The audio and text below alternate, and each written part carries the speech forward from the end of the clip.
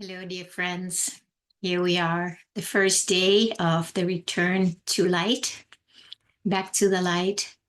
And why don't we expand that a little bit so it's not just a thing that happens every year here, this time of the year, but why don't we incorporate that into the return to the light in the big, big picture? So, what does that mean? It may mean different things for different people. But it could mean that we are ready to leave behind the old paradigm, the matrix that I speak a lot about, where we simply make it our natural approach to life, where we know that we are moving back into the light inside of ourselves. We are leaving behind the darkness, the places inside of ourselves where we have turned off the light. It's like we have put down little shades so the light has not been able to come in. And now we seem to be living in darkness inside. And little by little, we're beginning to open up the shades again, or we're turning up the dimmer, the light switch.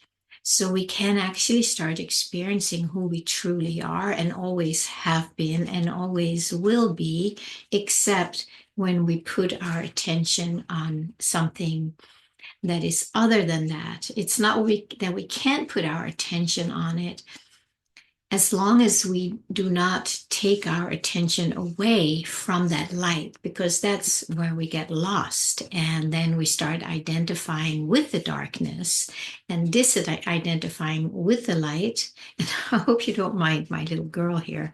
She's in total love mode and joining in on the light party. So, this light that we already are it. We do not need to do anything to be the light that we are. There is a lot of confusion in the world, which I would say is part of the matrix way of keeping us bound in the matrix. It's like we have to do something to be light. We have to work hard on ourselves. We have to become better. We may have to reincarnate so we can come back and become a better expression of who we already are. Somehow it really does not make sense to me. Because the more I realize that I am that light, that I am the divine, that I am that I am, and that there is nothing that needs to be added to that or even could be added to that. You want to join in? It's just this pure expression of love, and nothing needs to change. So, shifting from trying to change yourself and being better and becoming more loving, there's a lot of work in that. And that work, depending on how we approach it, that work is actually done in the matrix. And it's like almost like a hamster wheel, because I can tell you, you will never get out of the hamster wheel by trying to improve yourself while you're in the hamster wheel. You need to get off the hamster wheel and then realize what you already are. There's a lot, there's a lot to it though. When we're in that hamster wheel, we need to do something to get off the hamster wheel, right? But we don't need to be in there trying to improve ourselves. That happens naturally when you start listening to your heart, to your body, the depth of your being. Then you realize that you actually already are that. But the distractions, they're like insane, of course. They're like nonstop, 24/7. And they will try to put you back in and say, see, you're not this, you're not that. You need to go back and work on yourself. And then we forget, then we lose touch with that light, that beauty that we already are. So getting off the hamster wheel in one way is, if you had little paws, little things like this that you could grasp on. But since it's us, it's like the emotional grasp, the emotional attachment to believing that there is something wrong with us and that we need to do something about it. That to me still feels like the bottom of kind of the root of what we're dealing with. And if you've had a chance to watch a video I did a while ago, what's it called again? You were not born into sin, you were born into the matrix. And that matrix, let's say that hole that we're born into, is all about I'm not good enough. There's something wrong with me. I'm not lovable. All that stuff, those core wounds, those core beliefs that we all have to deal with at some point. But in my experience, with myself, with my clients, I don't think you can work yourself out. You can heal that wound because it's a lie. Okay. So if there's anything that's going to heal it, and I've talked about the core wound, it's just really learning to just be present with it from a place of beingness, from a place of presence, from a place of love, but not try and fix it. It's like you go into it in stillness, in presence, in not grasping, not pulling away, not talking about the whole story around it, because the story is really, really feeding it. It's like you're pumping energy into it and it makes it more real. There is a time to talk about it, but if it's not done in a conscious way, you will just get pulled into it and go down the drain. So the light that we already are, we don't need to do anything with it. We don't need to change it, improve it, fix it. We basically need to be it. Okay. And that can only happen when you remove yourself from it, not as a bypass, but as an emotional attachment, engaging in it, and just be present in it and let the experience of it swirl around, do its thing, where we need to just learn to be sitting. It's like sitting in the eye of the storm. Sitting in the eye of the storm and not touch the storm. As soon as you move out of the eye, you're spinning. So how do we get into the eye of the storm? That to me is probably the practice that is valuable and that can help us stabilize in that so that we don't keep swirling out with the storm. It's the same metaphor I've used with the ocean. If you are engaging in the waves that are on top of the ocean, and if you're trying to calm them down because there's something wrong with those waves and the wrong color, the wrong gender, the wrong race, all that stuff that's going on here in the 3D matrix. And all our energy goes into trying to stop those waves or calm them or get rid of them. The same in the eye of the storm. As soon as we move away from the eye, we're spinning and we're trying to stop it and change it and maybe make it go the other directions. And you really love it today, little girl. But it just makes it worse, right? When you go out of the eye of the storm, there you go, you're off and you totally lose touch with the eye where the stillness is. And then with the ocean, if you keep trying to, stop these waves, they just get bigger and bigger because you put all this energy into it. So what we need to learn is to sink down. It's like let them do their thing. Feel what they do while you're still in it. It's kind of a way to just let them do their thing, their dance, and you just dance with it, but you're not doing this. You're not grasping or pushing away or fixing. You're just being in it, in the full experience of it. And the more you just do that without grasping, it's like your grasp, it kind of, you just slip out of it. Let's use the ocean metaphor here again. You slip out of it and then you can drop down into the depth of the ocean. I don't know why she's doing this. Sasha, you're very cute. Do you want to say hello to everyone? You're a very sweet girl. So then you can start slipping down, deep down into the depth of the ocean where there are no waves. There's no movement. There is a movement, but it's not coming from above. It's the depth of the movement of our soul, of our divinity, and that's a very different movement. So we need to somehow come out of the waves, the tsunamis, and just let ourselves drop down. And you can use that also as a metaphor, since it's a lot about embodiment and being present in your body. It is also just a letting yourself drop down deep into your body.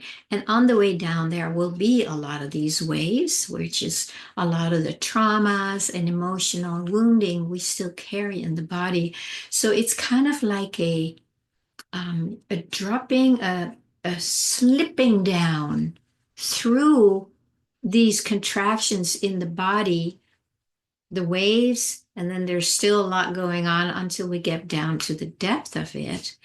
So learning to just be that, dancing with it, allowing it without touching it, without resisting it, without clamping down on it. The clamping down is what I talked about the other day too. We hold, we contract and protect. That is an energy that we can also just kind of float with.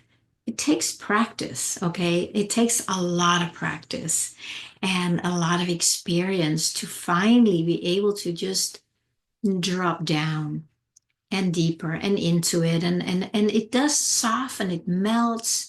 There might be emotions, there might be memories, just feeling them and allowing them. And then we drop down deeper into our body, kind of at the foundation, where we then, at certain point, we have all these contractions and protections and all these layers and layers of protections. I know exactly what that's about. Of course, I have them too, and that's what I'm working on very deeply right now. It's very beautiful, and that's why I can speak from it from a deeper experience in myself as I've been dropping down to a deeper layer. And then as it gets easier to drop down there, then we can sit in that stillness at the bottom of the ocean, and it gets easier to sit in that stillness. And what does the stillness do? Well, it stills everything that is still not still. Use that expression. So I would say what I see right now, my own experience, and for many years, but it feels like I've just dropped down easier, where it's even more obvious than it was a day, a week, a month, a year ago. As I sit there in that stillness, then no matter what comes to me, it's easier to just stay still. It's easier to not engage.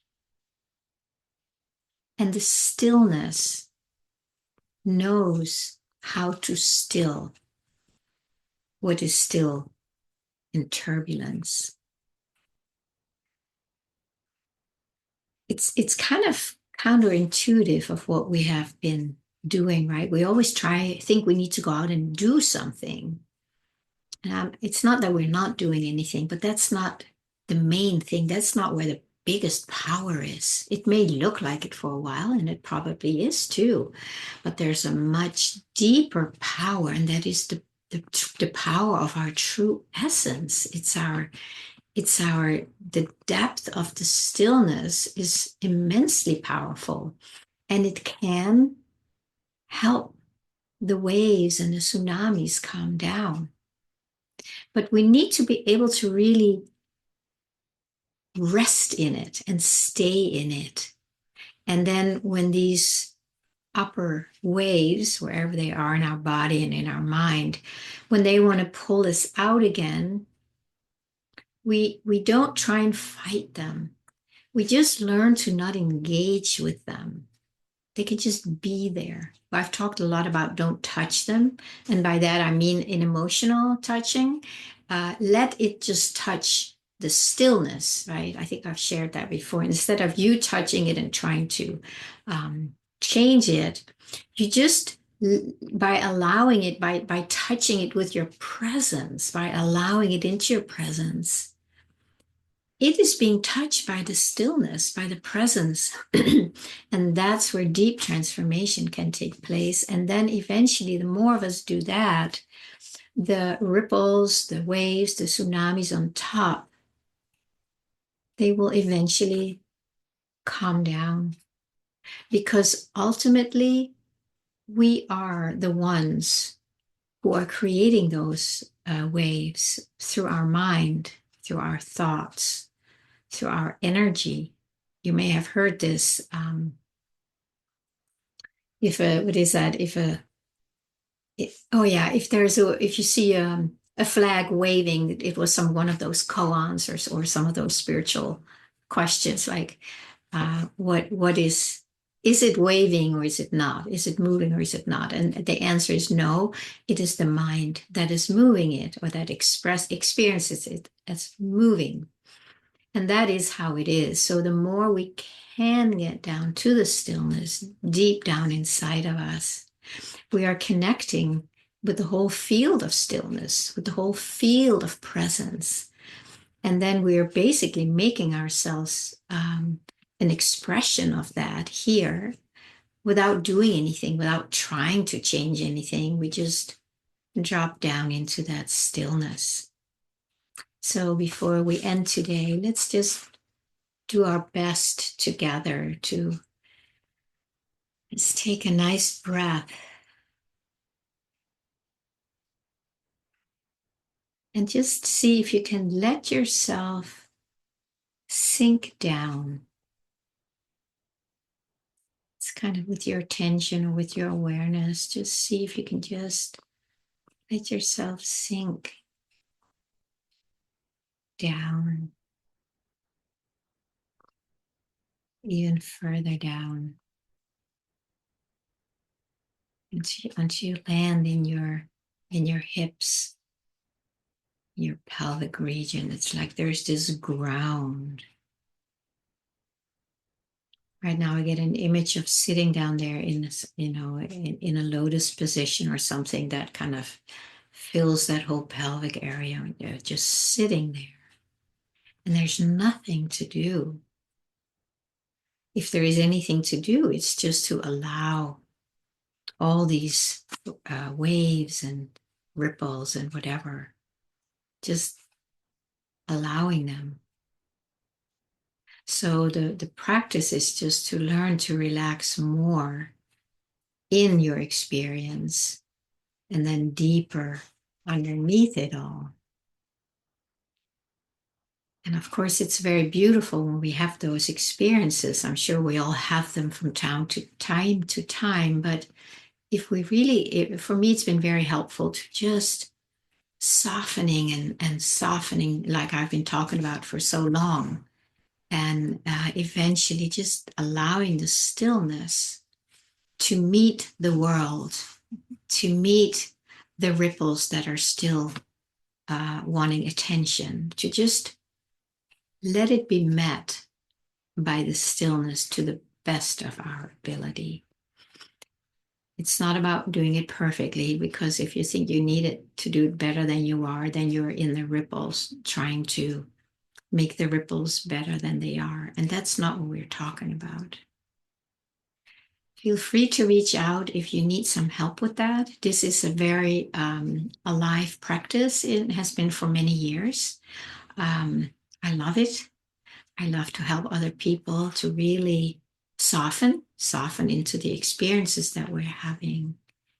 And then eventually start really experiencing that, the stillness in the field, inside and out. Thank you so much. You want to say goodbye? Sasha, you want to say goodbye?